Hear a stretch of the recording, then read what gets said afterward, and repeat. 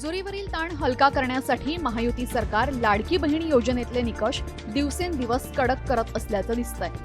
राज्यात दुहेरी योजनांचा लाभ घेणाऱ्या महिलांची संख्या लाखोंच्या घरात गेलीय। त्यात केवळ नमो शेतकरी आणि लाडकी बहीण असा दुहेरी लाभ घेणाऱ्या तब्बल 8 लाख महिला असल्याचं समोर आलंय। त्यामुळे आता या महिलांना लाडकी बहीण योजनेतील वर्षभराचे संपूर्ण पैसे दिले जाणार नसल्याचं स्पष्ट झालंय।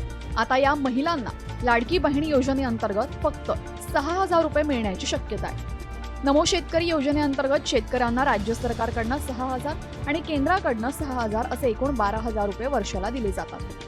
कॉमस्कोर नुसार आता isakal.com आहे देशातील नंबर 1 ची मराठी न्यूज वेबसाईट। प्रत्येक अपडेटसाठी isakal.com ला नक्की भेट द्या। तर लाडकी बहीण योजनेच्या नियमानुसार महिलांना शासकीय योजनातून वर्षाकाठी 18,000 रुपयांपेक्षा अधिक पैसा दिला जाणार नाही। त्यामुळे आता लाडकी बहीण योजनेच्या नियमात बदल केले जाणार असून दुहेरी लाभ घेणाऱ्यांना आळा बसणार आहे।